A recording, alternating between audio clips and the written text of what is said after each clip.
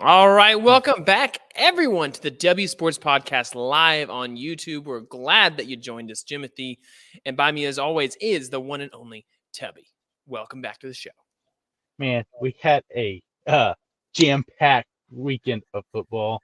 Dude, it Yeah. was. And we're going to get to all the football details. So here's how the show is going to set up today. So for those of you that are joining us live on the video portion of it, we're going to start with some baseball today. And then the actual recorded podcast portion will be on YouTube as well, but that'll be on the second part of the show. So most of it was going to be football centric because, like you said, Tubby, we got a lot to get to, but we don't want to gloss over the MLB. It's the end of the playoff, or it's the beginning of the playoff stretch run for many of these teams. Yeah, there's some big-time things going on right now. You got the darling Rangers that had been the team for so long. Now they have faltered pretty hard and got a massive series that starts tonight. They do, yes. So let's just go ahead and start there. So the Texas Rangers is a team that I have been on like the bandwagon for the AL all year long. They've been my darling team, like you said. They still have a good record at 78-64. However, they are 3-10 in their last 3-7 in the last 10 games with 2 wins in a row. They still sport what is that, the second best run differential in the game. I think maybe third best.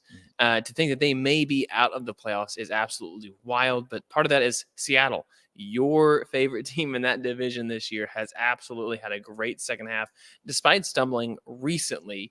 That is the one thing I think that could keep them out of the playoffs, is if they come back to the average a little bit more as we get there. So, yeah, absolutely wild to see that. I mean, those two teams, they still play 7 games against each other these next 2 weeks. Still 7 games between the Rangers and the Mariners. I mean, that right there could be the absolute decider of that final wild card spot, because right now the Blue Jays, they're looking pretty solid. But like you said, the Rangers, they play the Blue Jays 4-game series starting tonight. And if the Rangers cannot get it together, and at worst, they have to at least split the series to keep it at a half game. If you lose 3 out of 4, you are in some big trouble. And then you got the Mariners coming up, 3-game stretch. Then you end the season with a 4-game stretch, with the Mariners. Things are getting hairy, and it's not looking good right now for the Rangers because their 2 aces in big games against the Astros absolutely struggled. I mean, you go out and get Max Scherzer for a reason, and Scherzer goes, 3 innings, gives 6 hits, 7 earned runs. Exactly, yes. And then Evalde, boom, 1 inning, 4 earned runs. It's what they got outscored 39-10 in that 3-game series. Absolutely, just manhandled. No, the manhandled. The Astros, the lowest total was 12 runs. That you ain't gonna win too many games when that's the factor. Yeah, and up until that point, really, Scherzer had been pretty consistent. Like, he had been doing his older, more consistent self, which has been nice. Jordan Montgomery has done a good job. I mean, this is a team that really went for it at the deadline to pick up what they felt like they needed, which was the pitching side. It wasn't the offensive side of things. And Corey Seager's still doing his thing, which has been great. But if you just Mitch Garver has been on fire. Even Marcus Semien. So it's really, you look at the team. Adolis Garcia is hitting 150, but I mean, we knew this spell was going to happen at some point. It's just win. And then Nate Lowe is not hitting for a lot of power, but he's getting on base and he's hitting some runs in. I think it's a team like, hey, you've been so good for most of the season. You just got to get right the ship as it gets close. And the good news is for them that, like you said, they do have a lot of important games left against important teams to where they can win this way in. You can win in, which is important. Yeah, or you can definitely lose your way out. Yeah, it's you want to blame it yourself at that point. Yeah, I mean, at that point, it's really, get it together. Or you staying home, because they were so good for so long. They picked the worst time possible to hit the rough patch for the season. Man, if this would have happened back in July or something like that, and they still would have been on the outskirts, they still would have made the trades and everything like that. But then you can be able to pick it up, August, into September. Now you've got 2 weeks. 2 weeks. If you don't pick it up, even if you don't pick it up in 1 week, there's a chance you're out of this playoff hunt just like that. Yeah. Well, it's winding down. It's not as open of a wild card into the year as I think we all expected, especially the deadline. You look at some of the teams that are on the outside looking in. We already mentioned Texas. Boston is the other team that, in theory, would be close. There's 6 games back. I mean, I think with as many games as are left, there's really not a strong chance that they're going to make it. So there's 4 teams for 3 spots, and it looks like that, and really 2 spots because Tampa Bay's got a pretty sizable lead. In the NL, you're looking at this as well, and there's more teams. San Francisco and Cincinnati are still in the hunt, and technically so San Diego, but I think we can all count them. Hey, just 10 games under 500 this late in the year, you're probably that good. I think it's wild to see how good Miami was earlier in the year, and Miami maybe M.i.a. come playoff time, which that was a team I'm hopeful for it. Who cares about the Cubs? Get the Cubs out of the playoffs. They don't deserve to be there. Come on. Boo. The Cardinals can't be there. The Cubs definitely shouldn't be there. Let me see Miami. I would love to see Miami sneak their way in, but the Cubs with a 2-game lead over the bottom wild card spot right now. Yeah, it's the Marlins is just it's been like a weird thing where they'll just go like on this absolute run where they just can't score, can't do nothing, and then they almost sweep the Dodgers, and then can't score, can't run. Oh, and then they almost sweep this team. It's just they can't stay consistent with it long enough to really push them, into that final wild card spot. So yeah, it's kind of, I don't know what to think of. Except you got 2 weeks. You got to give all you got for these next 2 weeks to at least make the playoffs and have that opportunity to be that team that makes that run at the end of the season. Yeah, and the good news for Miami, they still have 9 games left at home, and they've been much better at home than they have on the road. The Cubs only have 6, and they've been better. They've been positive on both ends of it. So you look at them. The Diamondbacks, this is your team. This is your Rangers, right? Like, this is the team. But they've somehow managed to right the ship enough to where they control that last wild card spot. How confident are you as you head into the final couple weeks? I mean, with the Marlins being the team, it's kind of, I feel a little okay, but it's still the Diamondbacks. We've seen the good Diamondbacks, and we've seen the real bad Diamondbacks, and now we're kind of seeing like this in between, which may be enough to get you to the playoffs this year. But is it going to be enough? It's kind of like the AL, where it's whichever team gets the hottest right at the right time. I mean, and it could just be going 500. Over a 10-game span, because the way some of these teams are playing, winning 3 out of 10, or it's not going to get it done. So if you can just be average, be 50%, you may have a chance. Yeah. Put yourself in a position to be there at the end of the season, to be in the playoffs, and get hot. Like, that's what the Phillies did last year. Can we just? Yeah. I mean, you mentioned them a little bit earlier. I don't want to go back and forth too much with these teams, but Toronto has quietly become the 3rd best team record-wise in the AL. We weren't writing them off, but like with Alek Manoah going down, obviously Matt Chapman, who is cooling off from the beginning of the year, you'd argue that Vladimir Guerrero's had a very down year in comparison to what the expectations were. This is a team that quietly has put it together, 8-2 in their last 10 with a positive run differential, and they're 80-63. I mean, they look like a team that, I mean, they had the ace. They got the starting pitching there. Yeah, so Hyun-Jin Ryu has been the savior to this team since he's come back off the IL. He has been rock solid. Something that you would have expected from Alex Manoah being there with Gausman. Those two starting at the front end of that rotation, and then you have Bassett there as your strong 3.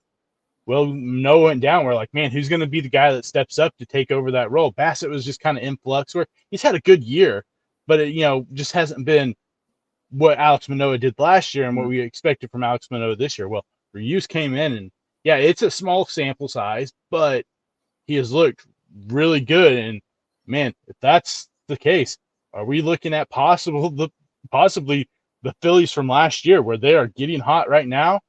And can they make that run throughout the playoffs? Yeah, and I think they have a lot of experience too, which will help. I mean, you look at a team like Baltimore, 90 wins right now in the year.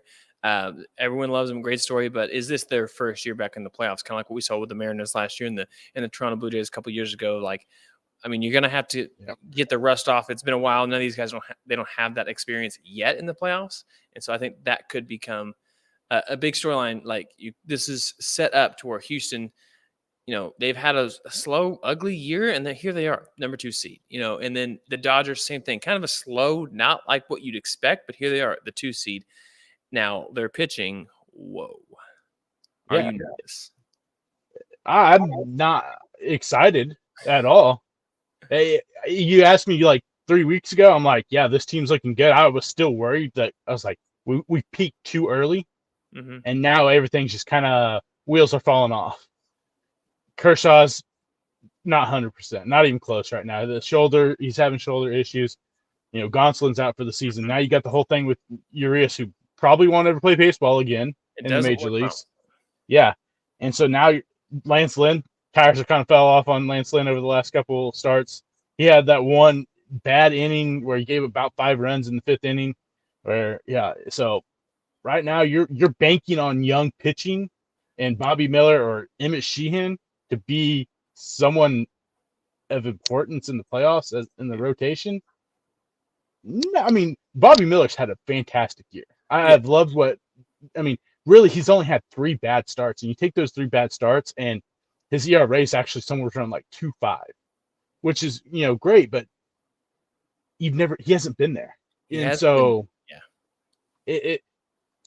don't know. I don't feel good. I don't know if anyone in the National League besides the Braves should feel confident going into the playoffs right now. Can I just point this out as a Cardinals fan? The Cardinals just took 2 or 3 against the Braves. The Cardinals in Atlanta. So I'm just saying that. And here's the thing: Spencer Strider got ran off early in that game too. He just got into some home run trouble. That's been his thing. So you'd expect this Braves team to be fine as we go into the playoff season. You go into the what really matters, strikeouts, all that kind of stuff is going to add up. But I'm just saying. I mean, they're showing some openings right now too of what could happen if they don't shore up the loose ends. I mean, you never know when it comes to playoff time either. You never know, especially these last 2 weeks. If some team gets hot, we've seen it over and over again each year.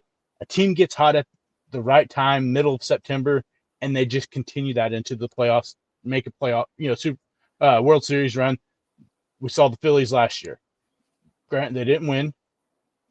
We've seen that the Braves, went on a massive run. No one was expecting it. What they traded for 4 outfielders, win the World Series. The whole thing, 2020, kind of no one really could make a run. I mean, at that point, it was just a different year. Different year. I mean, then you have the Nationals make the huge run. You beat so it really is about who can get hot at the right time. And when the Dodgers got hot early August, I was like, it's about a month early. Yeah. I wanted it, about a month and a half. I wanted it right in the middle. Right now is when I was hoping the Dodgers would catch fire and then ride this off into the playoffs and possibly World Series championship. Right now, it's not looking like that. But maybe it's the Blue Jays. Yeah, and it does look like they are going to be the team. At least they're going to win the division. They're going to have every opportunity to set themselves up to hopefully get hot and have the bullpen the way they want it, the starters the way they want it, all that kind of stuff. Get rest. The Blue Jays right now are the team on paper that look like the team that's going to get hot. I would not put it past the Phillies though to make another deep run. This team is continuing to be scrappy, annoying. They have the starting pitchers who, if they put it all together, it will work. They're inconsistent, but so are the Braves pitchers. So are the Dodger pitchers. Are we really? I mean, no one's talking about Milwaukee. I don't know that we need to. I mean, unless you're the Yankees, you don't want to talk about Milwaukee. That's true. Sure. Yeah. Almost no hit almost through 11 innings, and then they lose in 13. Yeah. Or they won in 13 after being no hit. Yeah. Which is insane. Yeah. I mean, you're Corbin Carroll or Corbin Burns. I mean, and you're like, man, I just no hit these guys through 8. 7 2/3 or whatever it was, and now Devin Williams comes in, shuts him down. And we're like, okay, why haven't we won? No hits, Oh wait, we can't score either. Yeah, which is a fun. I think is always a fun way to watch a game, and 4-3 final in 13 innings because of the extra inning rule. But still, it was a fun game I think to watch. And what was the total time of that game? I don't know if I could see it, but I don't know. Either way, it would have been a really cool way to have had it all end had that happened. Even with 13 innings, 3.5 hours. That's all. I mean, that's about normal time for typical, a couple years ago, last year, almost right on par, and you went an extra 4 innings. Yeah. See, the new rules work. Ronald Acuna Jr., 30 and 60 plus. How impressive. I mean, this guy is absolutely insane. Yeah, I mean, 35 home runs now. Was it 64, 65 stolen bases? I think it's something like that. I can click. I'm going to. Yeah, it's something it's around there. Insane. But on top of that, you're batting 336. You have the third highest batting average in baseball right now. Yeah, 65 stolen bases. And he has walked more than he struck out on the year. And lead the major leagues in total bases. Mm-hmm. The guy is... there was the argument there for, about a month where you're like, maybe Mookie Betts has taken over the MVP. Mookie's kind of... he's still hitting and doing what Mookie can, but kind of got hurt, missed a few games, but he just really hasn't really put up the numbers like he was, the month of August, which is kind of hard with what the numbers he did put up, but he had to sustain that into September to really have a shot. I think it's Acuna's to lose right now, unless something happens. He gets hurt these final 2 weeks, and Mookie gets super hot, or Freddie gets super hot. I just don't see it taking it from him. So you'd say MVP, Ronald Acuna. I would probably agree to that. I mean, you'd never seen 30-60. This dude legitimately, if he got everything going right, could get 70-40 before the end of the year, 70 stolen bases, 40. He has how many runs? He has 130 runs right now, more walks than strikeouts, and his OPS is over 1,000. You look at all the numbers, and he's very similar to Mookie Betts' offensive numbers, but I mean, both playing the same position. One guy has got 60 more at bats. And that's just what's gonna add up after a while. And it's absolutely crazy cool to see how many stolen bases. What were the top 3 stolen base totals last year? What do you think? Oh, I mean, I know it wasn't a whole lot, especially compared to this year. Honestly, I wouldn't even have. How many people had more than 40 stolen bases last year? 1. Correct. How many? So how many this year have more than 40? Let's say 4. 1, 2, 3, 4, 5, and there's still 1 or 2 more that could get there. And I'm not saying like, oh wow, 1 to 5 that's not a big, but that's just how many more stolen bases there are. Is the top 24 all have at least 24 or more, which is just a ton. Yeah, no, compared to what we have been seeing in stolen bases over the last 15, 20 years, this is a big deal. I mean, we're seeing something come back. And I saw people were talking about, the 40-40 club, or 30-40 club, the 30 home runs, 40 stolen bases, isn't a big deal because it happened all the time back in the past. I'm like, it's a big deal, especially now with the way stolen bases were. They were basically a dead thing. You had a few guys that would steal a lot of bases, and that was about it. But now you have a guy that has done something, because they're trying to downplay Acuna's season. But you have a guy that's done something that no one's ever done. 30 home runs, 60 RBIs. It's never happened in baseball ever. And you're trying to downplay this because they're like, oh, well, Alfonso Soriano did it, 15 years ago. Okay, cool. He did it 30-40. That's awesome. And that is a big deal. Mm-hmm. This is a big deal too. Mm-hmm. I mean, stop trying to downplay history when it's there. Just because you don't want to hate on a guy because he plays for a certain team. The man is right up there with Shohei Ohtani, best players in baseball. Oh yeah, he's so well rounded, and at this point, Shohei Ohtani's probably going to be one position player in a utility. These guys playing DH, they're not just playing DH; he's playing in the outfield too. So he's got that up on him. So it's absolutely crazy. How about this? Mike Trout might get traded. Do you think he does this offseason? If he's smart, he does. He asked for the trade. And then there's a 0% chance Shohei stays, and then the Angels look like absolute idiots. I mean, they already do. I mean, that whole. Oh yeah, just with that whole trade deadline thing, just absolutely blew up in their face. I mean, Yeah, no, you have one guy left on that team, and you're doing it to stay under the the luxury or whatever the tax. Yeah, And they still didn't do it. They're still $7 million over. that's just bad. That's bad. That's a terrible front office. It is so bad because you're like, listen, we didn't even do this right. Ownership's got to be frustrated, but because they're gonna lose everybody. They're gonna lose. They're gonna have Anthony Rendon though. To me, I don't think it's the front office. You I think it's the owner was the one that I think had the say in, because he was the one that was like, well, I don't want to trade Ohtani because I don't want to be known as the person that traded the best player in baseball.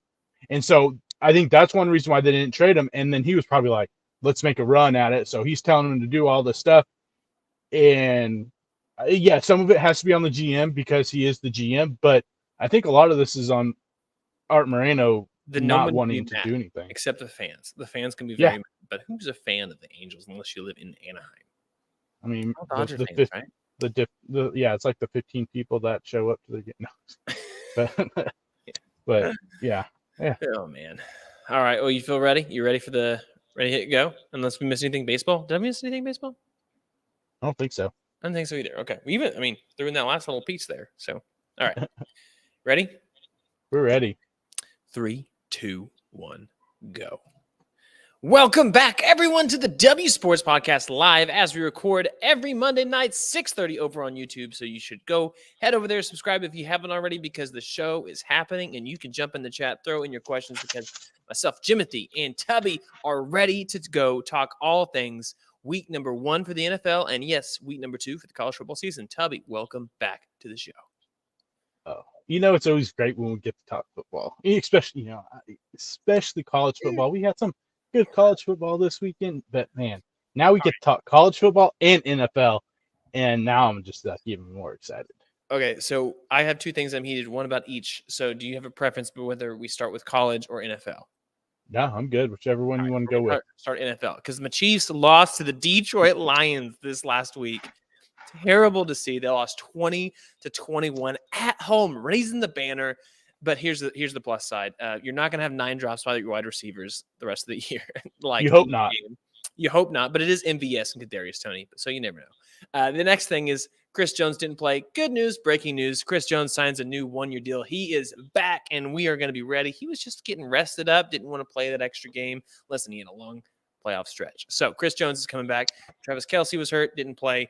Overly cautious. You have to be. He was so recently. He hurt his knee, so hopefully he plays soon because my fantasy team hurts this week.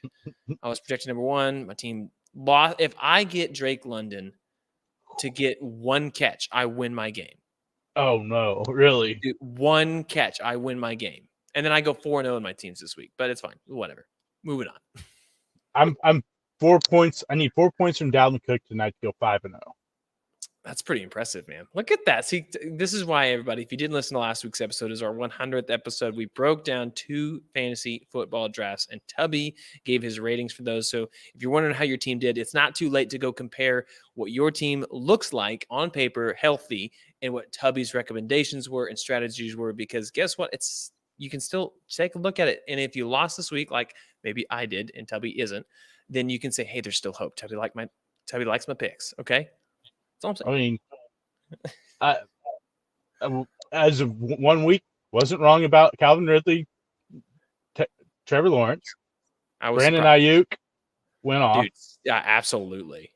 And then when I said DeAndre Swift, I'm nervous about DeAndre Swift because they're big on Gainwell. DeAndre Swift had 1 carry. Dude, that's not a good Gainwell sign. had I do like Gainwell. Did you see? So the team that we talked about, the second draft that we broke down, was my CMC Austin Eckler one. Dude, this guys went off for 50. I didn't even have to worry about a thing. I was like, man, they're just doing their thing. It was great.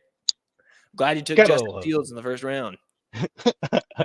Yeah, especially after that game. Hopefully that's not a precursor to his season. If it is, and you drafted Justin Fields early, I'm sorry. Yeah, and we'll get to that game here in just a second. So let's okay, we got to talk the Kansas City Chiefs. This game, they They should have won the game. There's a couple points they left on the board. Whatever. The Detroit Lions are a very well coached team. I texted you this, and I think this is accurate. Like I'm the one who said it, so of course I think it's accurate. It feels like the Detroit Lions are something special away from something special. Right now, this team has all the makings of being a playoff team. But is Jared Goff going to win you a Super Bowl? I mean, probably not. Probably not. So that's all I'm saying is that's what this team is away. And as a Lions fan, you have to be excited about what this team looks like. A lot of people, I hear people this on the radio, driving to work today. People were saying they're Chiefs fans or whatever. So they're obviously talking up the Lions, but they're like, yeah, Lions could be in the Super Bowl. I mean, just look at it. I'm like, oh, slow your roll for a second there. I know the NFC is not stacked, but this is the Lions, and the Lions will do what the Lions do. So anyway, what are your thoughts on this? Yeah, no, I don't think this is a team that will compete because I don't know. I mean, Jared Goff was a 20-something touchdowns to 7 interceptions. He had 1 interception the final 8 weeks of the season. I just don't see that type of efficiency from him. That first game he looked good besides the first couple drives, but that defense isn't that good. The Chiefs dropped a lot of balls that would have put them in play. They had one go straight through Tony's hands that ended up being a touchdown that was really a big factor in that game. You take that touchdown off the board, yep. Chiefs win. If Tony just catches it, even if he just knocks it down, get your they win. Yeah, and so you put Travis Kelce on that field, they win that game. Yeah, and it's not taking anything away from the Lions. The Lions executed like they should and won. Great, you got your week 1. But don't overreact to these week 1 games. It's week 1. Crazy things happen week 1. You see a team that may have dominated week 1, and some team that may have just, like the Giants, get blown out 40-0, that could end up in the playoffs. But that team that dominated in week 1 ended up with 3 wins. It's week 1. It's crazy things happen week 1. Don't stress if your team got beat bad unless you're like the Cardinals or something. When you know that you weren't stressed in the first place. They're not making the playoffs. Yeah, the fact that they were close to the Commanders, you're like, whoa. I think you're right. Kadarius Toney, not ready on game speed. Hasn't been playing, mostly practicing with the team, getting the reps. So he's not caught up to speed. Same thing with some of these quarterbacks that struggled. Joe Burrow, terrible game. Absolutely. Ugh. I mean, getting benched because you have 80-something yards passing. It's not good. The dude wasn't playing. He wasn't up to speed. If he's healthy, he's going to get up to speed. Bengal fans shouldn't be worried. In my opinion, what you said, don't overreact to game 1. Don't assume that the Cowboys are the absolute best team, Super Bowl champs. Dak Prescott did not do anything special in the game. Their defense scored 2 touchdowns so quick. This game got out of hand, and Daniel Jones might have been one of the worst quarterbacks that I've seen in a while out there. And he just got paid. And on top of that, you got to throw the weather into consideration. It was really the Cowboys offense really didn't do anything either. Yeah. I mean, Pollard had a touchdown or 2, and then you had Devontae Turpin that had a rushing touchdown. Of course. Who didn't have that? But you had a blocked field goal return for a touchdown, and you had an interception return for a touchdown. And then they had 3 field goals. That offense for the Cowboys really didn't do a whole lot. So it's not like they went out there and just they won 40-0, but that offense didn't look great. The defense, showed up, did everything they needed to do. That defense looked good, but it's week 1. And same thing, the Bengals. Joe Burrow is known for starting slow. Last year, first 4 weeks, we looked at that team and we're like, what is going on? He had 6 or 7 interceptions, and we're like, this isn't the Bengals team that made it to the Super Bowl the year before, and runners up. Joe Burrow's he's known for starting slow, so don't panic. 82 yards isn't a big deal. It'll get better because it has to. You got Jamar Chase and you got T. Higgins. T. Higgins isn't going no catches on 8 targets every single week. It's just not happening. So it's not. I don't think anyone expected 14 or 31 for 82 yards. That's terrible. They didn't have the ball very long. They only had 6 first downs. The Bengals did not play up to par. This was a absolutely fall flat. All right, we better fix it. The Browns, on the other hand, Deshaun Watson, 16-29, 5 yards per attempt, touchdown pick, got sacked 3 times. Ran the ball, did have a rushing touchdown, but Is this? I mean, are they getting close to their money's worth? I think that's a theme.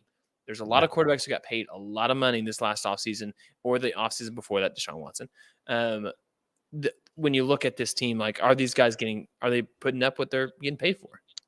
Definitely not week one. No, Deshaun Watson, I look at those numbers and I don't go, yeah, that guy looked like he was getting close to being back. I mean, yeah, it's week one. He could end up exploding throughout the rest of the season. But, yeah, you look at all these guys that got paid this offseason, and none of them did anything. You got Burrow, 82 yards, 2.6 yards per attempt. Lamar Jackson, 169 yards and an interception.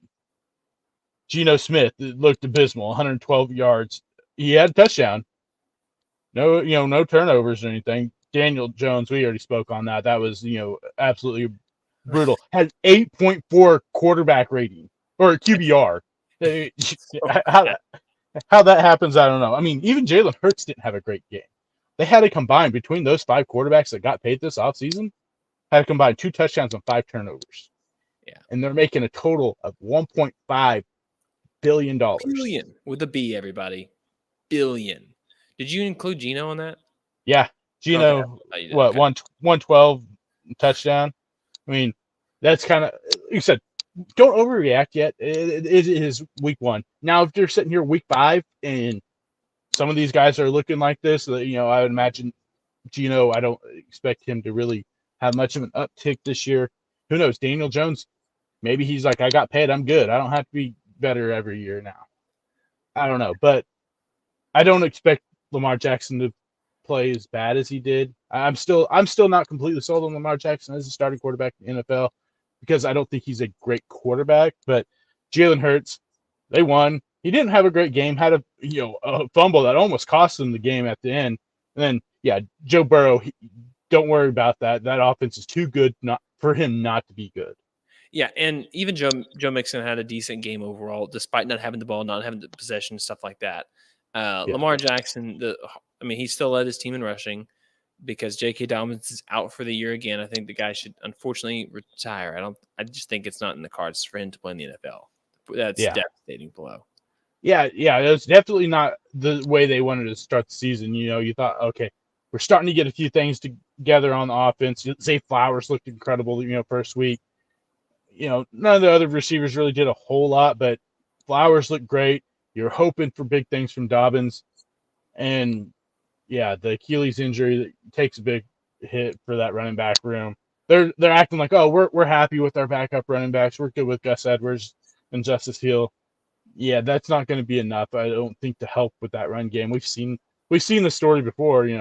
They just don't have – they think they have running back depth, but they don't have great running back depth. So, what does this mean for Lamar Jackson? Are we going to see he had 9 carries this week?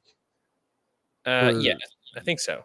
Yeah, if that's the case, I'm pretty sure it was like 9 carries for like 56 yards or something like that. 6 carries. That's 6 carries. Okay. Yeah. So, but still, if he's going to have to run the ball more, it makes you worried because of the last 2 years Lamar Jackson hasn't been be able to stay healthy throughout the season, and that's what would worry me if I'm the Ravens, that maybe they need to go out there and take a swing at Jonathan Taylor at this point. I don't know if money-wise if they have it, but maybe, try to do something because you don't want him toting the ball like he has been the last 2 years, and then you just paid him $260 million. How many years has Lamar thrown for over 3,000 yards? Maybe one. Is that the MVP season? 2019, he did throw for over 3,000, 3,100. Every other year, it's been under that number. 27, 28, 12, 22, and obviously this only one game this year. But that just shows you, one, he can pass the ball, but it's obviously different, and he runs the ball so much more. That's part of obviously the value that he brings. This offense is, I think they have to make a move for a running back. There's still some running backs out there, but they need to make a move because we know who Gus Edwards is. We know Gus Edwards is not a bell cow back or a good change. Justice, we know who he is. You just can't leave that on the field when you have Lamar Jackson getting paid what he's getting paid.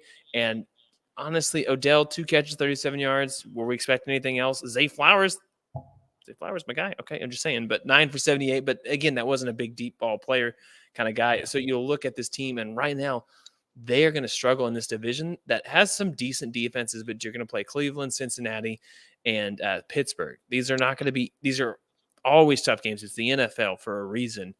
These are going to be hard games, so just not good. No. Yeah, and that offense line for the Ravens did not look good at all. They have 4 sacks. Yeah, and you're playing against a bad Texans defense. Yeah. So, yeah, you got some problems there in Baltimore right now, and you probably you better address it now, or you're looking forward to a long season, and hopefully that Lamar Jackson doesn't get hurt because he has to run the ball, 7 to 8 times a game because you have no run game. Yeah. Looking across the league as well, I want to stick with, where is it? The same division. We've already mentioned 2 other games. Let's talk a little bit about the 49ers versus the Steelers. Wow. I thought that there was going to be some positive regression for Kenny Pickett in this offense, that they're going to start to score more touchdowns. And hey, you can't have that much last year. They ran the ball a total of 9 official run plays. Kenny Pickett did have 1 rush for 4 yards, but 9 to 47 pass plays. Why did you lose 37? Because you went to one-dimensional too quick. They were down 20 to 7.5. That's 2 possessions. I don't understand how you don't play good defense. They obviously weren't stopping them, so it's not like crazy, but still trust your team and then just do some things right. You made the team way too one-dimensional to where Deontay had 3 catches, 6 for Calvin Austin, Allen Robinson had 5. But, it's just to me, it's a bad look, especially in, you're going against Brock Purdy, who's not a legend or anything like that, but he looked like one of the better quarterbacks in the league this week. Yeah, no, it definitely was not what I expected to start the season. I thought with the way Kenny Pickett played in the preseason, like I said, I'm not big on preseason numbers or anything, but I look more at, where he's putting the ball on passes, is he putting it in the right places, back shoulder throws, is he throwing it to where only the, wide receiver can get to it, and he looked good in all those aspects, and man, it just looked like absolutely what he did last year. And if that's the case, man, Pittsburgh's in for a long season, because he said you didn't even run the ball. You scored right.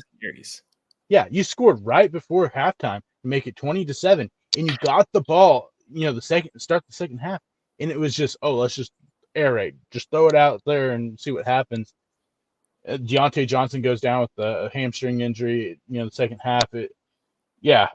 Hopefully for them, this is just a outlier for the season. Not an outlier for the season, but just like a fluke of a game. Week 1, maybe they can get it together. That defense looked terrible, which I thought was going to be usually is a solid defense.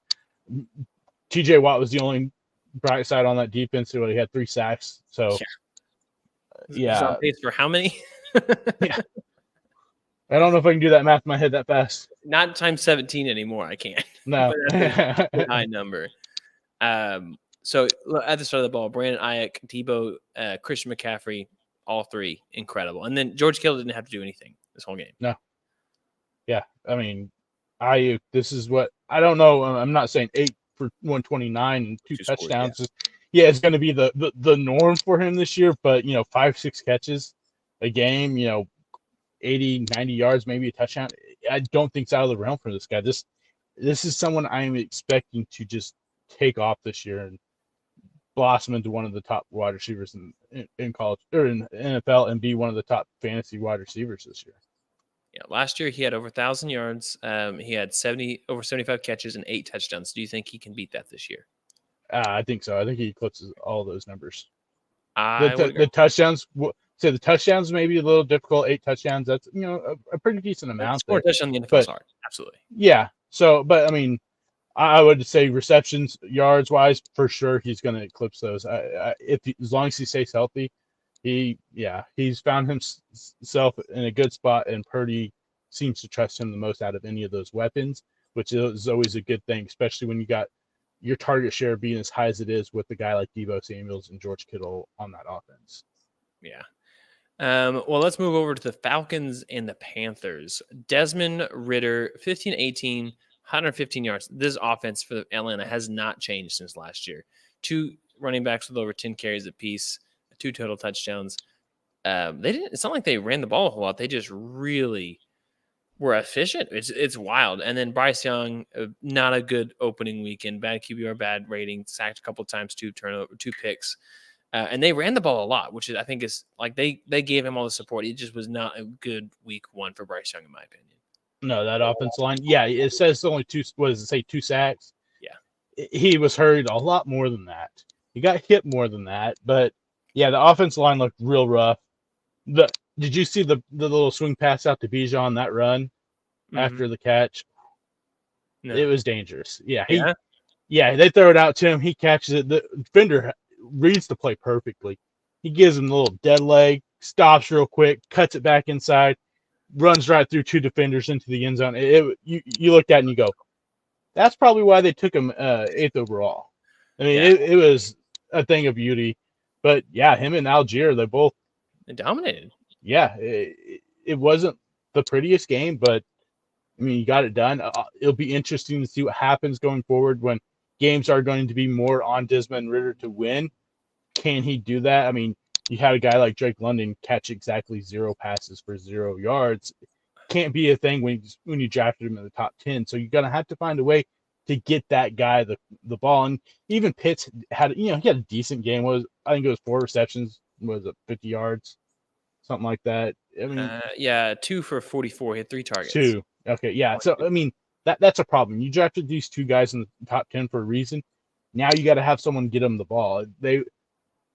This was a big problem for them last year. They both had 2 of the top target shares in NFL.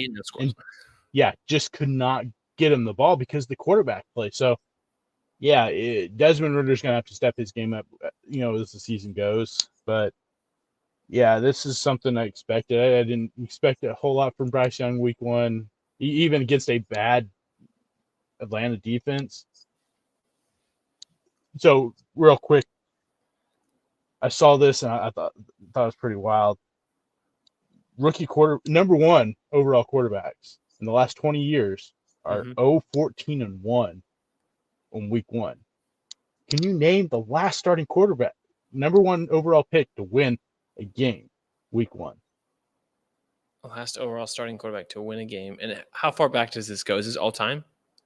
Yeah, but it's in the last 21 years. 21 years. So that'll give you a hit. Didn't lose. It won their first start in the NFL. First overall pick quarterback to win the first start in the NFL. They were the number 1 overall pick, right? Number 1 overall pick. They did not start week 1. They did start week 1. They did start week 1. They did start week 1. Okay. Hold up. I should have this. No. He didn't go number 1. Oh, man. Any other hints? This may give it away. I don't know. He was drafted in 2002. 2002? 2002. Tim Couch? No. Yes. No. What's his name? Florida State. Him? No? Nope. Rinky? Nope. He didn't go number 1. His brother's the starting quarterback in the NFL right now. Right now? Oh, Eli. No, David Carr. The NFL. Sorry. I'm done. I'm done guessing. I'm getting so lost. I should have asked you that question. You would have known it first try. David Carr won it the first time. That was the first game of the Houston Texans ever, too. Wow. Yeah, beat the Dallas Cowboys. Oh, that makes sense. That fits. But yeah, last number 1 pick overall quarterback to win week 1 in the NFL, 2002, David Carr. David Carr. Who would have thought? Not yeah, me. I definitely. Yeah, that's a definitely an interesting gone through question. A list of like each number 1 pick, and I was just getting stuck. So and so then C.J. Stroud, he became his first completion was to himself the other day. Who would have? I mean, did anyone have that like on the betting line? I don't know. You probably would have made a lot of money off that if that was the case. $100 on it for sure. I mean, what? And then the last quarterback to ever do that, Brett Favre. Really? Yep. First completion was to himself. This weekend too. Yeah. Or who it was? And then he lost like 10 yards on the play. They're like, just knock it down. Knock it down, man. What are you doing? Yeah. Well, staying in the same division as the Panthers and the Falcons, the ugliest game maybe this weekend might have been like the Saints Titans. Do you disagree with me? That 15-16 final with one touchdown? Or was there two touchdowns? Honestly, I couldn't tell you. I No, there's one touchdown. I tried not to watch it as much as possible. It was ugly. It was disgusting. Like, Ugly game. Ryan Tannehill, get him off an NFL team. Derek Carr looked good overall. Had to pick 4 sacks, but at least threw the ball down the field well enough. Olave had a big game. yeah. No, that the whole Titans thing was like so weird. First drive of the season, Derrick Henry saw the field 0 times. The first drive of the season, Derrick Henry does not see the field. Through the first quarter, Tajay Spears had more snaps than Derrick Henry. Like, so down. I get that you brought in a running back to spell him at certain times, but that's your offense. It's Derrick Henry. Yeah, your whole offense, your whole identity is Derrick Henry, and you the first half barely gave him the football at all. Yeah, and yeah, that whole thing that team just needs to be scrapped from ground up, start over. It's just at that point, start Will Levis, start Malik Willis, whoever you want. Either one of those two guys. Do not start Ryan Tannehill. Another. Yeah. This dude is so far removed from being successful. Yeah, trade Derrick Henry to the Ravens. Why not? At this point, your season is probably not looking good. The outcome, who knows? Maybe something happens and they, win a lot of stupid games. But week 1 against the Saints, and you can barely muster. It was bad. Points. Yeah, not an entertaining game at all. Sellout crowd again in New Orleans. Great fan base, but geez, what cost? You think that's not a good product. Here's the thing I'm seeing right now across the board. Quarterback play in the NFL right now is down. It's still down. Mm-hmm. Yeah, I mean, he had some guys play good, and who knows? They may absolutely stink it up next week. That's true. But because it was week 1, but I mean, Mac Jones had a great game. Besides the 1 interception, Mac Jones great. The team just couldn't score really. But yeah, I don't know. Quarterback play this week 1 was not ideal for a good portion of the teams, and yeah, it definitely showed with the Titans that they are lacking in pretty much every position except for running back, really. And you got you a solid defense tackle in Jeffrey Simmons. That's about it. Oh, hey, you can build on that, right? Yeah, build a lot of draft capital. There you go. The Vikings, my team to win in the NFC North, lost to the other NFC South team, the Tampa Bay Bucks, at home. And Baker Mayfield, 2 touchdowns, no turnovers. I mean, I feel pretty good as an OU fan. Let's go, Baker. Come on now. Yeah, I love to see Baker win, especially when they're beating the Vikings. That's a double win for you. That's true.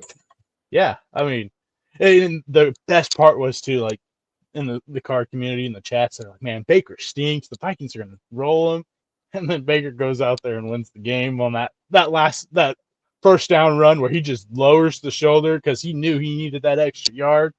It stays in bounds on top of it to keep the clock running, and then just the utter just like disappointment in Jefferson's face on the sidelines. I know. That's not a good sign for this team. Alexander Madison had a bad game. He did, I think, find the end zone in their air, right? Didn't he? Yeah, he did have a receiving touchdown, which was surprising. But their run game looks non-existent right now. They're a team that Alexander Madison is not a number 1 running back. They should have. I think they should have stuck with Dalvin Cook. Yeah, this is exactly what I said last week when we were talking fantasy, and people drafted Madison real high because of 4 games where he's come in because Dalvin Cook was hurt or started the week. But this is a guy that is a career backup who has injury history and has 4 games to show to ever be really anything solid. And people took to heart, "Oh, this guy's going to be it." I think there's a lot of questions outside of Jefferson, and Addison played good. Addison had a solid game, but I've seen KJ Osborne drop a couple passes. It's just if say Addison goes through, more than likely will go through somewhat of a rookie, hit that rookie wall. Outside of Jefferson, what do you have on this team?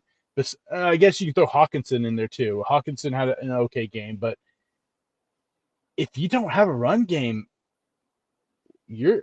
it's not looking the best for them at this point. I mean, that offense, yeah, you had 300. I mean, Kirk Cousins had 367 yards, but you had no run game whatsoever. You can't sustain that type of offense throughout a season and expect to win, because now all the teams have to do is stop the pass, and they're going to win. Mm-hmm. And the Vikings, they're already 0-1, one-score games this year, when they won 11 last year. So, just saying. You're just calling it. That's all I'm saying. Off to a bad start. And he said, it's week 1. Who knows? I know. It's week 1, but yeah. Glad to see Baker win. Yeah, I love seeing Baker win, especially when against the Vikings. And it looks like his number one target, I mean, this is only one small sample size, but he did favor Mike Evans more than he did Chris Godwin. So Mike Evans fans got to be happy about that. We're not going to spend too much time on this next game. Cardinals, Commanders, 16-20. You mentioned that already. Dobbs, again, one of the worst quarterback performances this weekend. They had really no redeeming qualities about this team. How many turnovers did they have? They lost 2 fumbles. I don't know. I don't even know how they put up as many points as they did. Yeah, I'm not sure either. Then they tried to take Sam Howell out in the first half. I mean, that hit on the sideline was just egregious. That guy shouldn't have been in the game after that. It was such a late hit out of bounds on a defenseless guy. It was uncalled for. Should have been probably thrown out of the game. Mm-hmm. But I mean, Howell looked okay. I mean, first start of the real NFL season instead of like the little mop up start he had at the end of the season. So he looked solid. The offense still looked a lot to be desired with it. The run game really wasn't a whole lot. Brian Robinson gets in the end zone by catching a pass, which I don't think anyone had on their bingo card either. Kind of same thing with Alexander Madison. So my problem with that is that line is so bad, I think, in Washington. That is, they trying to piece it together. They gave up 6 sacks, lost almost 50 yards on that. Like you said, could not run the ball. Brian Robinson, the theme he even had last year was a good number of carries and touches, but the dude is not getting any yards per carry. It is brutal out there. He had 3.1 yards, and last year he was 3.9 throughout the full season with over 200 carries. It's just not good. He's got to either find better holes, be more patient, or do something different. Not good. Yeah. I mean, they're going to have to get better on that offensive line to open those holes for him to, hopefully break out. But yeah, so if you're fantasy-wise, even though Antonio Gibson absolutely stunk this week, I think I would lean towards Antonio Gibson right now than I would Brian Robinson.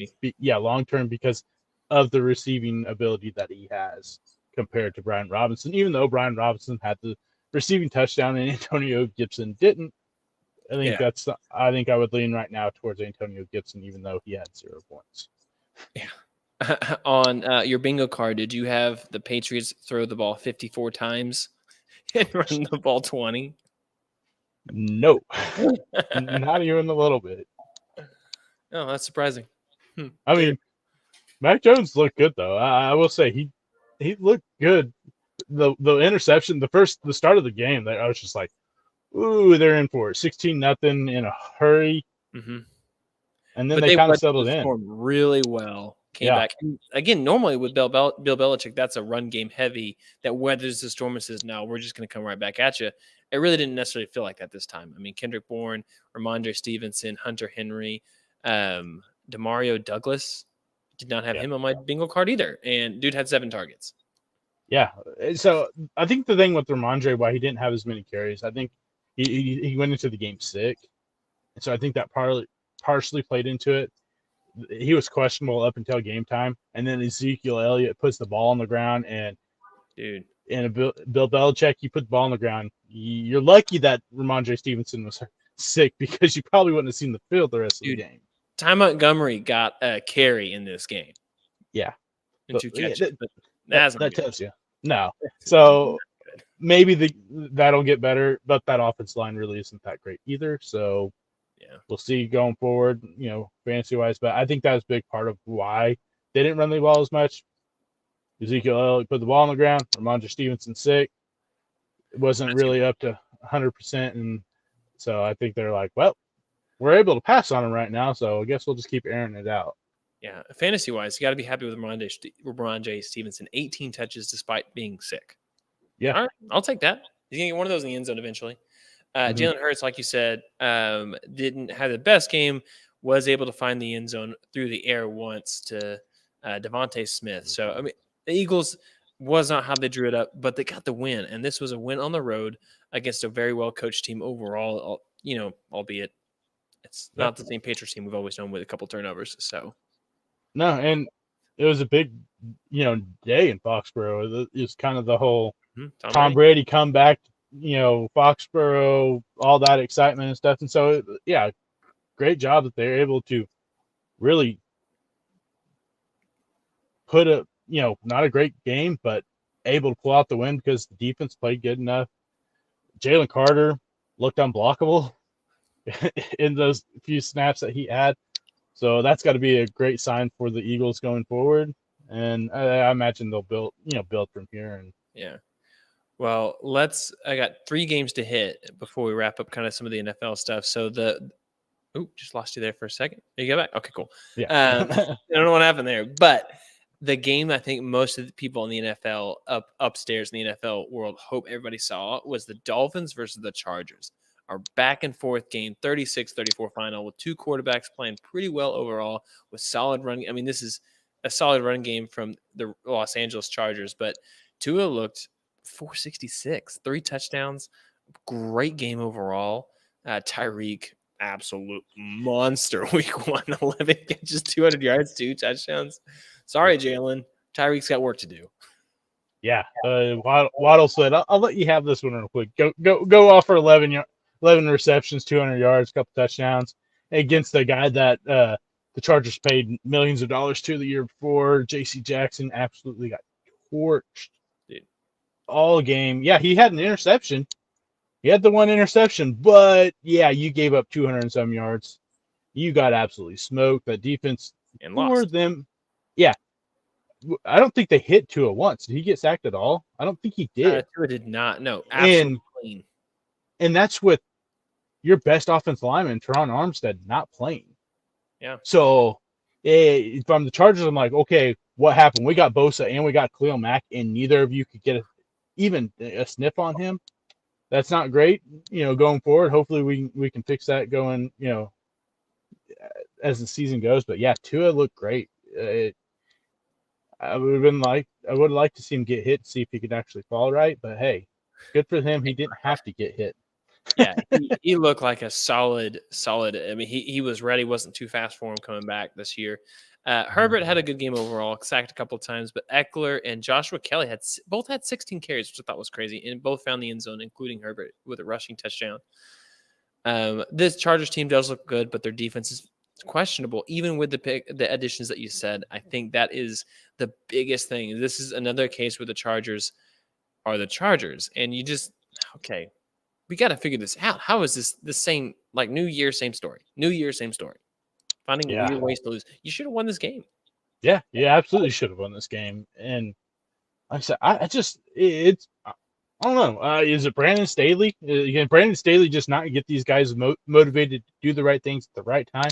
I don't know, but this has been the case for the Chargers for ever since I can remember. Even going back to Marty Schottenheimer. So I don't know what you do at this point. The defense just hasn't looked good. The offensive line, you got your quarterback hit a few times. I think at some point the injuries and stuff like that, they just become excuses at this. You got to figure something out. You got to find a way to win at the right time. Make the right plays at the right time. None of these dumb, penalties or anything. And it's just, And they have the offensive talent to do it too. That's the hardest part. Like, this team is good enough to do it. Like, to put points on the board, and the defense just hasn't schemed well, I guess, or had the right talent. But they have the talent there too. That's the other thing. Like, I feel like they have the pieces. Now let's put it all together. Yeah. Which team has more talent? Them or the Lions? You tell me. Oh, absolutely, the Chargers. I think Chargers talent anytime over the Lions, and it absolutely could be the scheme. Brandon Staley is the head of the defense. He was brought in as he was the defense coordinator from the Rams, so maybe that is the problem. Maybe he doesn't need to have his hand in the cookie jar on the defensive side, and whoever the defense coordinator is needs to take full reign and say, "Okay, you're just the head coach." Yeah, and that's okay. Like, there's a lot Yeah, of coaches that do absolutely. that. Oh, you're not watching it. Sorry, Mike just put in the chat. Rodgers is hurt. 4 plays in. I need him to play at least 65% of the snaps. Huh? Why? So the Packers get a first-round pick instead of a second-round pick. Well, Oh, man. It's literally Brett Favre. This would be the most Jets thing ever, especially if it's like a long sustaining injury where he isn't able to play like the rest of the season, and you give up draft capital and we're gonna go win the Super Bowl, and then boom, 4 snaps into the season, your quarterback goes down and you're back to Zach Wilson. Yeah. Wow. Yeah. Zach Wilson's already playing. Of course, I was trying to pull up the video over here to see what happened. He got helped off the field. But, no. Yeah. I don't know how bad yet. This stupid ad is still going. This is a 30-second ad for a 12-second video. Thank you very much. Yes, man. Yeah. Come on. Oh. And I don't want that for Aaron Rodgers necessarily. No. I want it for the Jets. Say I don't either. I mean,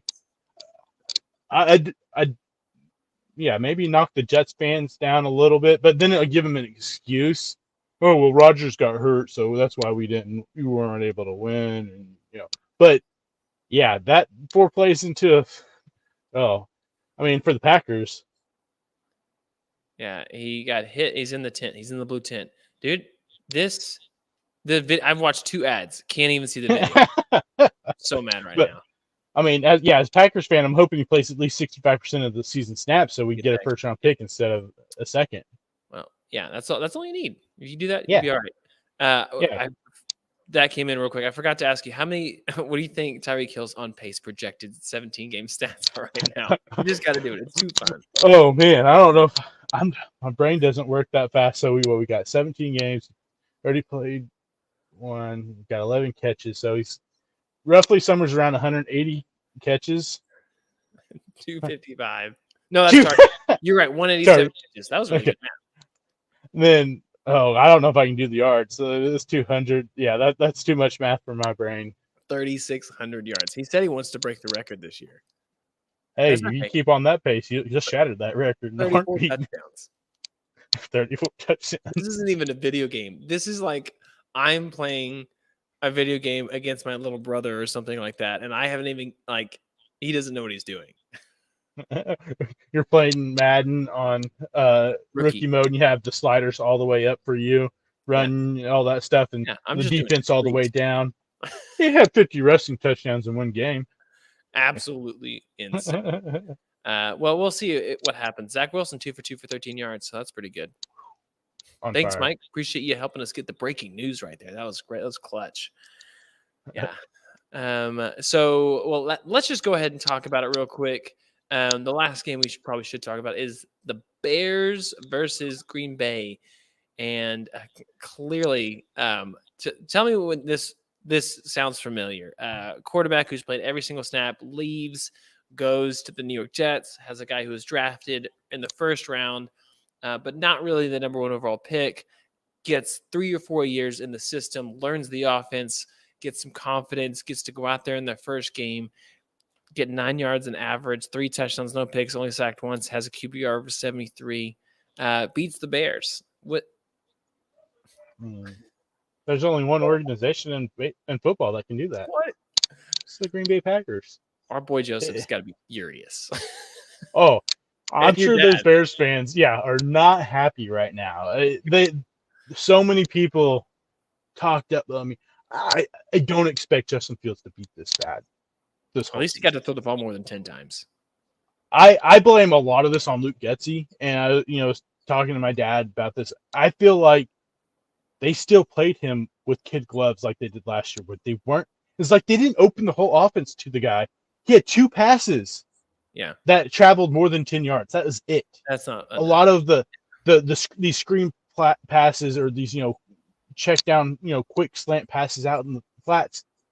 Yeah, it works, but you also got to be able to stretch the ball. You traded for DJ Moore for a reason, and you targeted him twice. both catches. Yeah. What are we doing? The guy is a stretch the field type player, and yeah, he was going against Jair Alexander, who is one of the better corners in football. But at what point are you going to just let the guy loose? And whether or not I'm right on this or not, I felt like they held back a lot on him, and then he ran the ball. Was it 9 times? 7, 8, 9 times? For Herbert, 9 times. 59 Or no, Fields. Oh, that's what I meant. Sorry, what did I say? Herbert.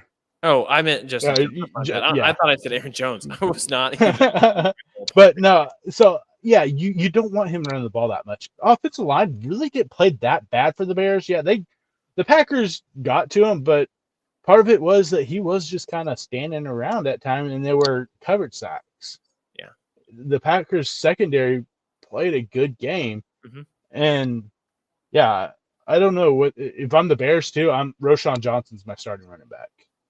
Khalil Herbert, Deontay Johnson. I mean, you watch that game.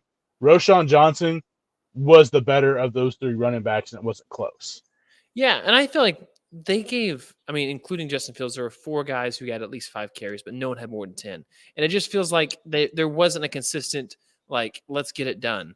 Let's see what Mike said. As a Bears fan, he's not surprised that the curb stomping us again. Offensive coordinator needs to hitting that in the hammer.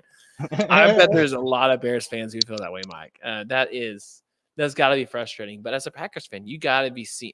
Aaron Jones still looks great. Hopefully the hamstring is fine going forward. He did tweak that. But Jordan Love, the thing that I was the most pleased about with Jordan Love was the third down offense. He went 8 for 10, 141 yards, 2 touchdowns. And the big thing was their average yards on third down, to get the first down was 8.8 yards. Okay. And they converted at least 8 out of 10 times. I don't know about the run or whatever that is. I didn't see but those third down, he had nearly a perfect quarterback rating on third down, which is huge. Oh yeah. When you were able to make plays like that on third down. And so going forward, I feel confident, a little bit more confident than I did, but it's week 1. It's week 1. Don't get really excited. I like the way they played. I love the way the defense played. The defense played a lot more aggressive than they did last year, especially in the secondary. And Lucas Van Ness looked like a reason why they took him in the first round when they did. He chased down Justin Fields in the backfield, which a whole lot of guys in the NFL ain't able to do. And it's exactly why he went when they picked him when they did. And so I think the pass rush will look a lot better. The interior defense line look better. Hopefully there's some good signs going forward for the Packers, and everyone that was writing them off at the beginning of the year will eat crow at the end of the season. Take it. Yeah. That's right. Well, let's move on to the college football world. I think we covered everything. I think we covered almost every game. It's week 1. Yeah. Great start to the year. College football is here. It's in full swing, enough to where Alabama loses to Texas at home. Absolutely insane. Last year, it looked like, it took a miracle almost from Bryce Young to get that done. And here we are this week. And here's the thing. Texas absolutely has great athletes. They won that game. I loved how they essentially put it away, and it was already over, but they put it away on an offsides penalty that was clearly the scheme. They said, hey, as soon as they jump, you better flinch. That way it's their fault. And because it looked like Sarkisian was what he was going for, but they won the game on the road. Hats off to them for that. This game was one that Alabama, it is clear that they're on the downturn of this dynasty that they've had for quite some time, where the defense isn't as strong, where it's just not a strong culture defensively, but this offense is not as good with who's at quarterback. It is both those interceptions were absolutely do not throw that ball, and both of them were right to the defense. Yeah. And that's my exact take. I will give props where props are due. Quinn Ewers played a great game. as the best I've ever seen Quinn Ewers play in college, but we're not talking about the same type of Alabama that we've been talking about for the last 15 to 20 years. Yeah. This isn't the same team, not even close. Offensive line is still absolutely brutal. They cannot win this season with Jade Milroe as their quarterback. No, they just can't happen. Especially in the big games. It's just shown. Yeah.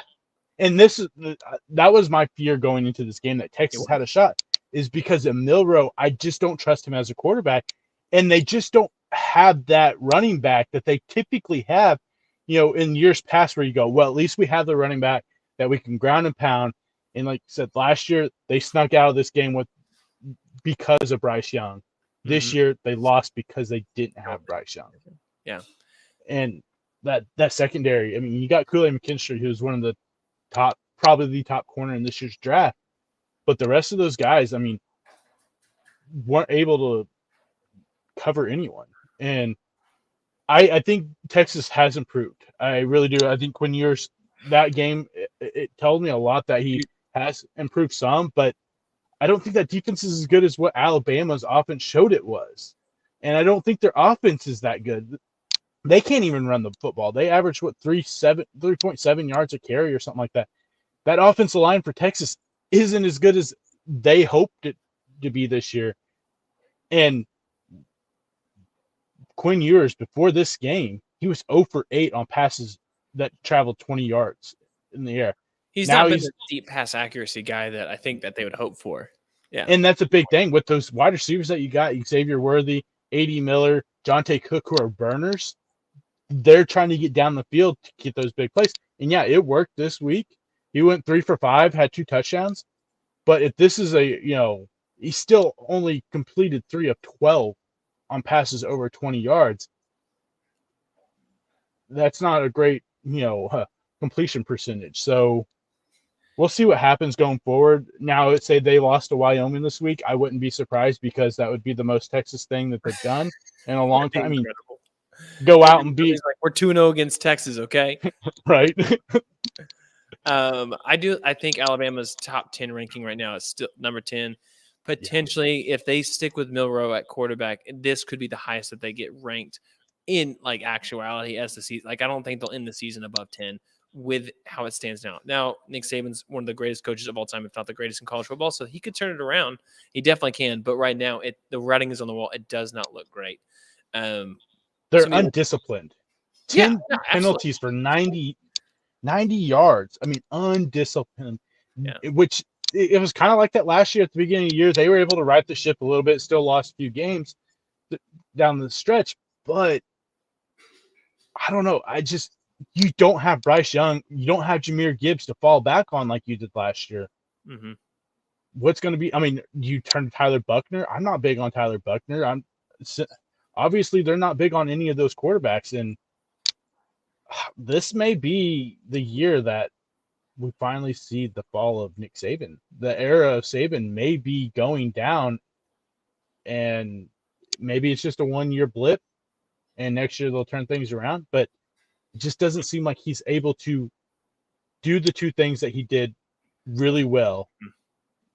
Had a really good offensive line and really good defense. In the last couple of years, that hasn't been the case. He's had really good quarterback play, and that's what's carried him, I think, a lot of it. Yep. And then really great receivers, too. Let's not forget about that part. It's true. Wow.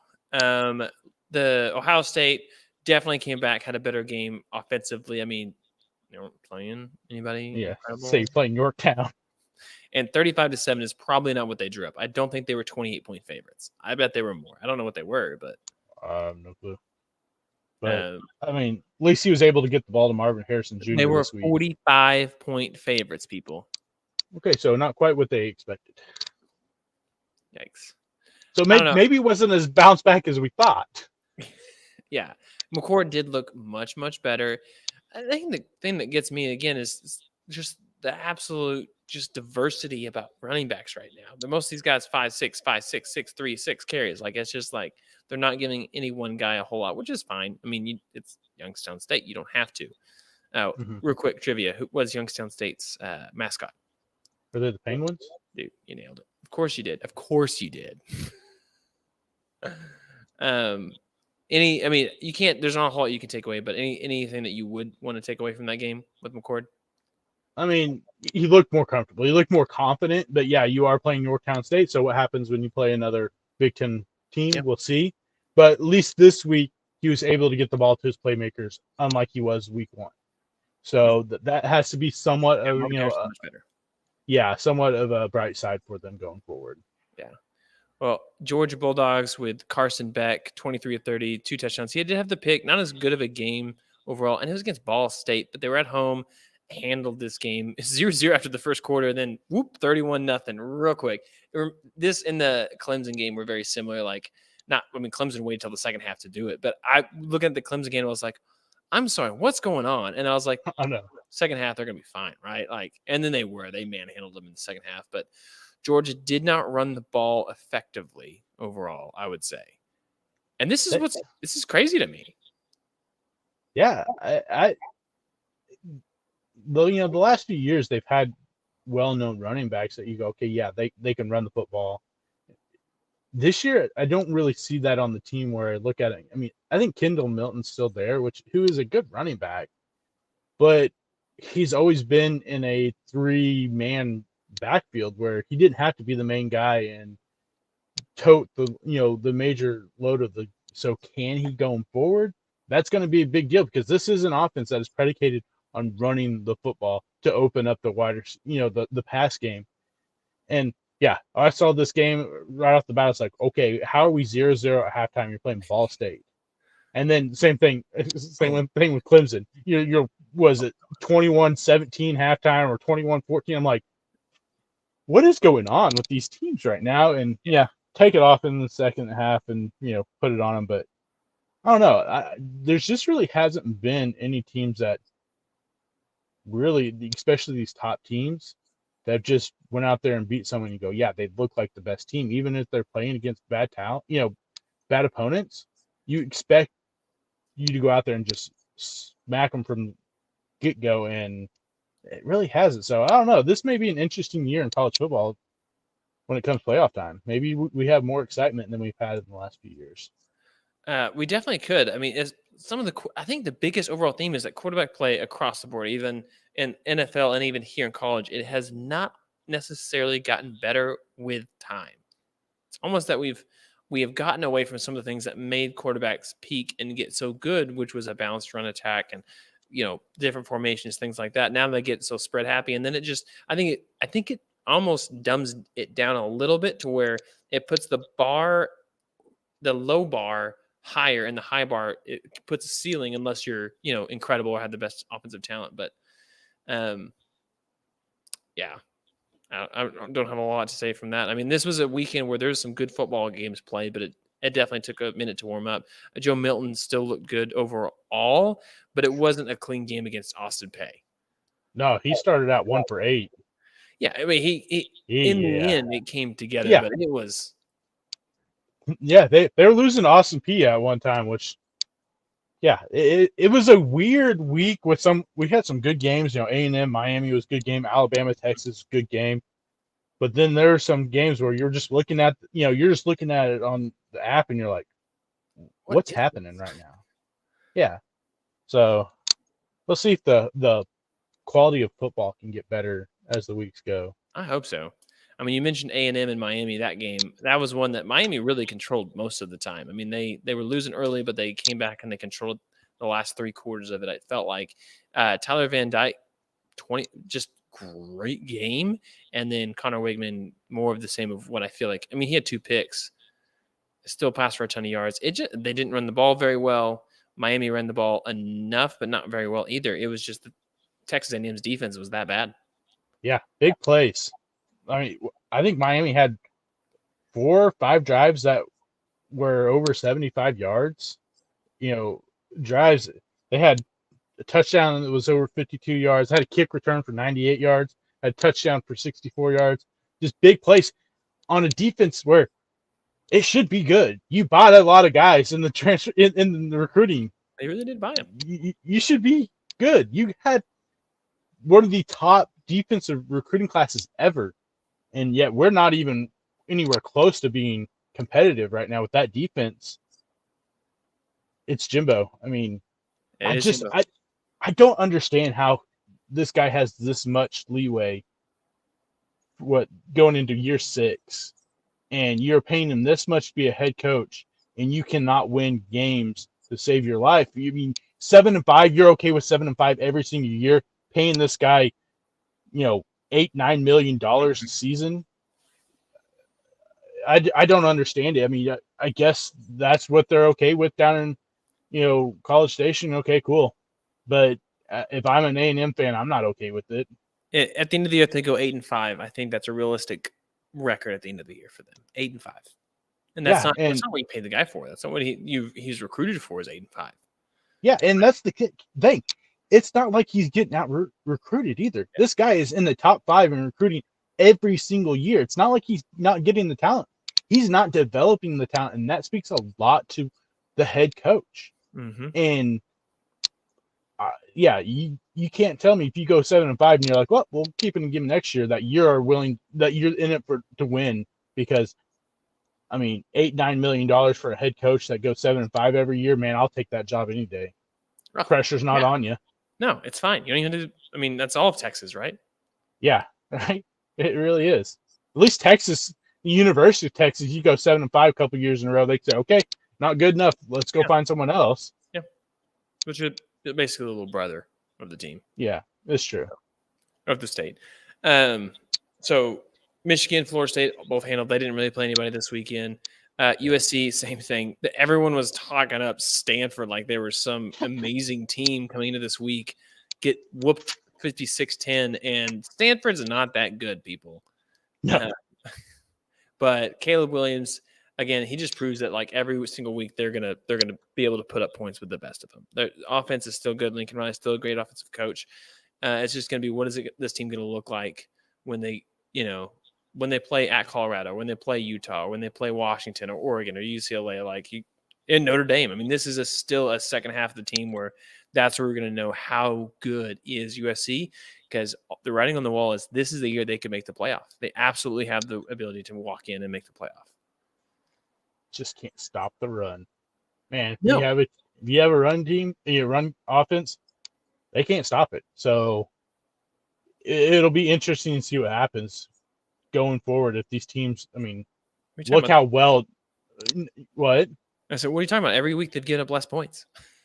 Yeah, you may give up less points, but you're still giving up, almost 200 yards rushing every single week. And we look at, Notre Dame this week, that they found their run game. If that's the case, and Notre Dame's going to run the ball down your throat. Imagine Oregon will be able to do the same. Washington will be able to do the same. So if they don't improve that run game, run defense, it's kind of the same thing with Colorado. That game, neither of those teams can really run the football. So I guess we'll just see a complete shootout of which quarterback can get the ball last to maybe win that game. Yeah, well, I would still put money on Caleb Williams. But these are good quarterbacks too that he's playing. Bo Nix and Michael Penix, all these guys. These are really good quarterbacks. The one team I don't think that they're going to play that doesn't have a good quarterback yet is UCLA, who how in the world are they ranked 24th? It's just beyond me, except the fact that they're in the Pac-12. And Pac-12 has a lot of hype right now, a lot of love for them. And at one point, they were undefeated in their conference. And then by the end of the night, they were not. So I did the math on it. You probably saw it in the show notes. Big 12 is 20-8. Pac-12 is 21-4. I think that's like 4-4 in the last 8. I think some of those games are playing against each other, but still, Big 10 21-7, the SEC 23-6, and then the ACC only 18-8. As far as win percentages go, Pac-12 is number 1 at 84%, and then SEC, Big 10, and Big 12, and then the ACC. So there's clear a tiered system here, but there are 8 teams in the Pac-12 in the top 25. So the 6 losses by the SEC have been to all Power 5 schools.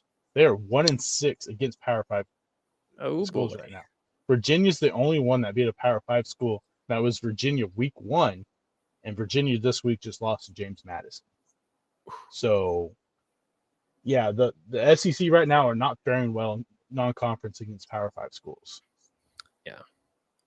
Well, thankfully for them, non-conference is almost over, but they're going to get that. They're going to get that other crappy game. They're going to get their opportunity to turn it around.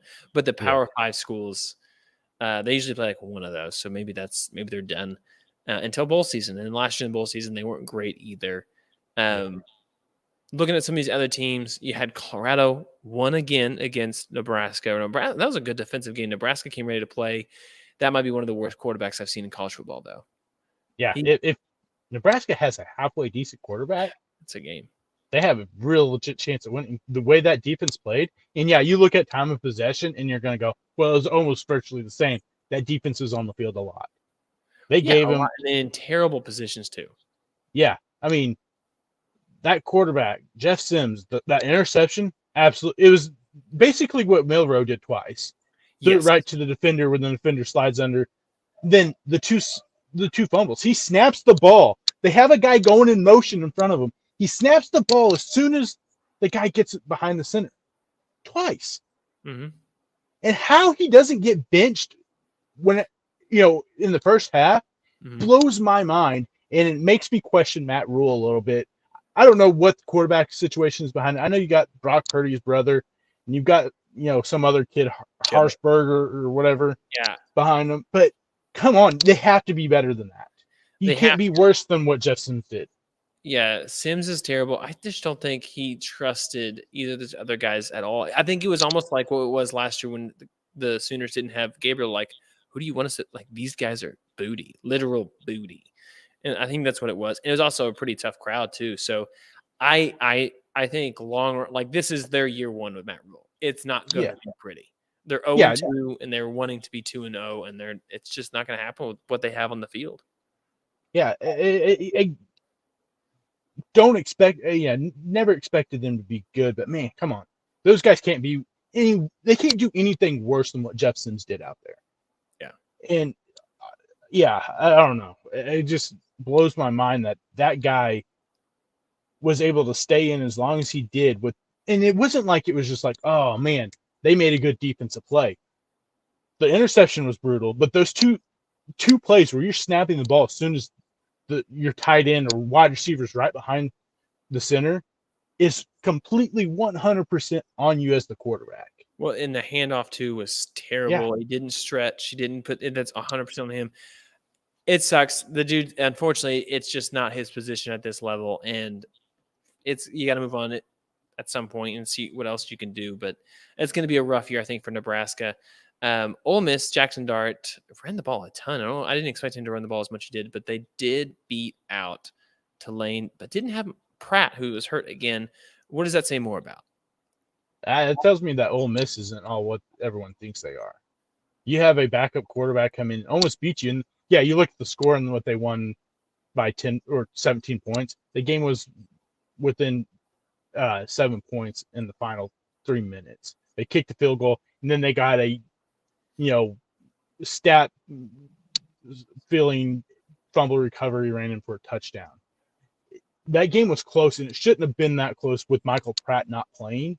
Mm-hmm. So that tells me that defense for Ole Miss really isn't that good, and maybe their offense isn't that great. I know Judkins, the running back for Ole Miss, he's still trying to come back from off-season injury, so he hasn't looked as explosive throughout the first week. Or I don't know if he played a whole lot week one, and he played some week two, but he hasn't looked as explosive as he did last year, his freshman year.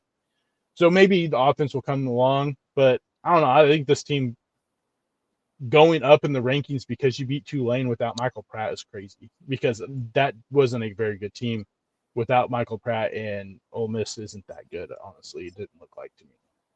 Yeah, there's not a lot of whole lot of separation from some of the best teams and some of the okay teams that commit. There's a lot of parity, and it's not from the spread offense as much anymore. It's just a lot of teams are playing the same way. Utah barely beats Baylor. And Baylor, this is a team who's now 0-2 after losing to Texas State, 0-2 at home to start the year. Their players at the end of the game looked defeated. Sawyer Robertson had a terrible pick at the end of the game. Really unfortunate, but he never was in rhythm the whole time. But Utah got lucky, in my opinion, to win this game with as bad of quarterback play. They ran the ball well overall. They just kept running it, but they desperately need Cam Rising to come back once conference play starts. Otherwise, this team is not – this team is going to be hopeful to get to a bowl. They got 2 wins, which is great, but they are going to need to get everything running in the right direction because Florida and Baylor both look bad against them. Maybe their defense is just that good. Yeah, I mean, they always put together a good defense, but they got lucky. They got away with probably which was an interception in that last play in the end zone. He was all over that wide receiver, didn't really give him a chance to go up and get the football. So they probably got away with one there. But the fact that they were even in that position, the busted play before was crazy that you allow a guy behind you when there's, what, 7 seconds left on the clock and you're up by a couple points and they're on like the 50-yard line, you allow someone behind you. The defensive snafu there, lucky they didn't lose that game. Yeah, definitely. Like I thought the same thing. It is so hard to get a Hail Mary pass interference call, but sometimes you're like, come on. See, that one really wasn't a Hail Mary, though. I mean, you're on like 20-yard line. Well, I guess last play of the game. Yeah, Like definitely. throw into the end zone or nothing. It just like maybe you want to throw some laundry on the field. Come on now. Yeah, no. Yeah. For sure. Then we can talk a little bit about it, the OU game.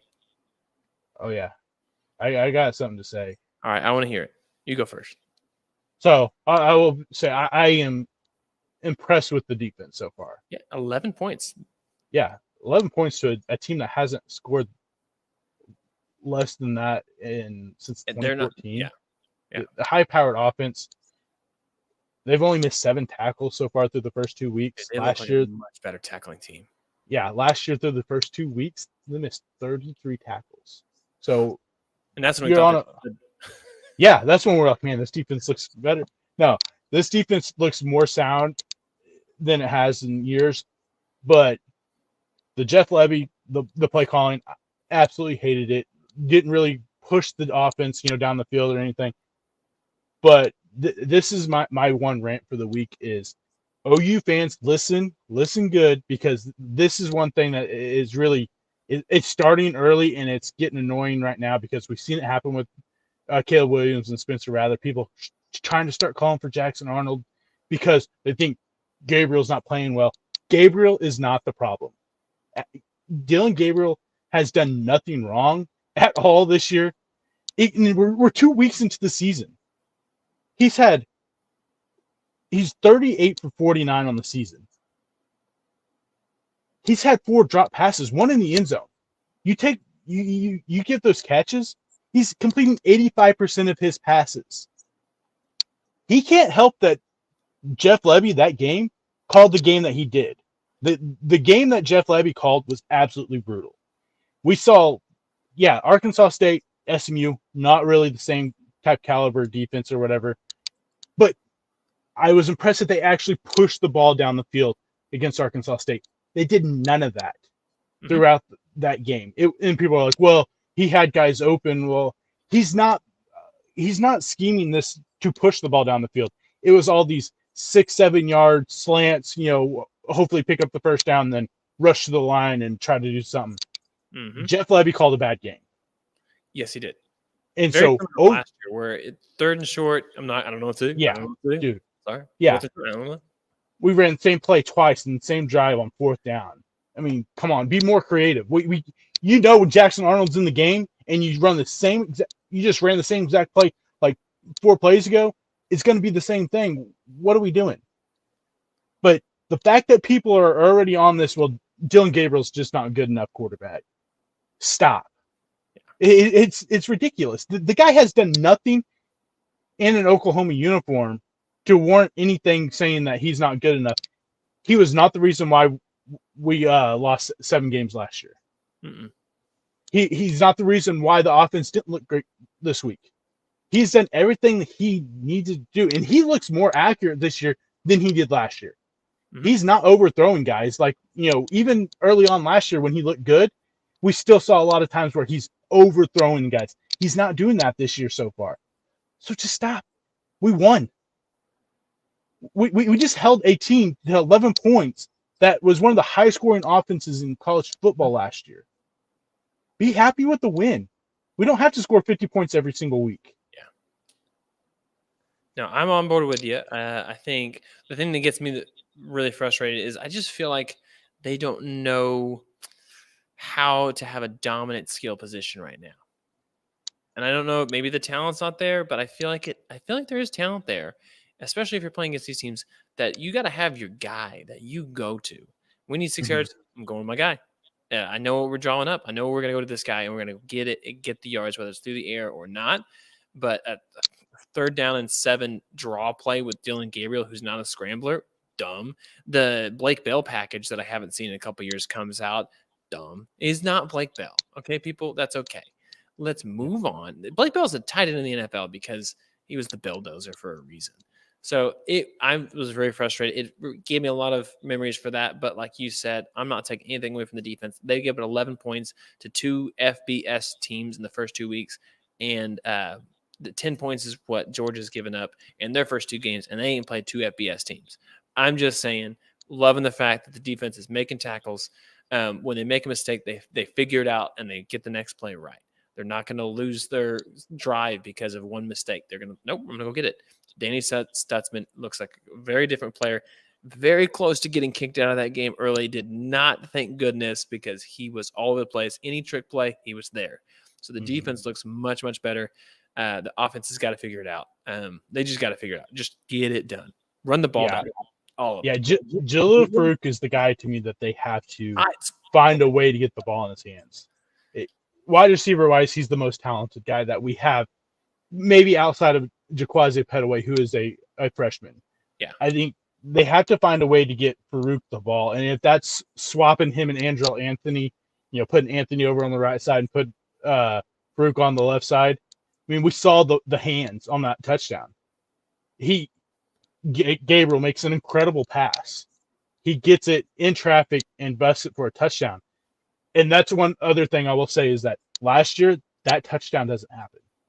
The crucial crunch time touchdown when they needed to do something to, kind of stem the tide, they weren't able to do that last year. This year, last Saturday, they were able to do that. And so I think this is a different team than what we saw last year. But yeah, offensive-wise, we're going to get more explosive.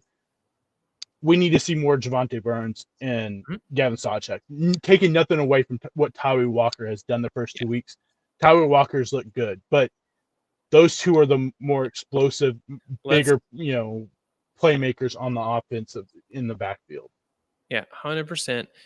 This week coming up, though, is the dreaded week 3 of the college football season, which is stanky when it comes to games. There's nothing really good out there, and so much so that the college football game day is going to be Colorado State. I get it. It's Coach Prime. Everyone loves it. So hopefully go out there. I did love that meme I sent you where they said, all right, next thing on the agenda is to get this scoreboard updated. Holy cow, it looks like Michael Scott with his plasma flat screen TV. Oh, look, it goes up against the wall. Yeah. Absolutely lost it when I saw it. It was too funny, but Colorado State. That's the game of the week. That tells you what's on the docket for this week in college football. Not a lot, but we will be here next week to break it all down, as well as the NFL, and hopefully there's some better quarterback play because, man, that will make the NFL more entertaining. We hope you enjoyed the show this week. If you did, be sure to give us a review. We haven't mentioned that in a while. Give us a review wherever you're listening to this podcast, or also just subscribe to the show. Subscribe to us on YouTube, wherever the W podcast is, the W Sports Podcast. That would just mean the world to us. So thank you so much for doing that. Yeah, I mean, we appreciate any support, whatever it is, streaming, downloading, leave a review, subscribe, follow, or just do all of the above. I mean, that would definitely really like that. That would mean a lot. That would warm our hearts. So anyway, until then, we're going to see you all next week. See ya.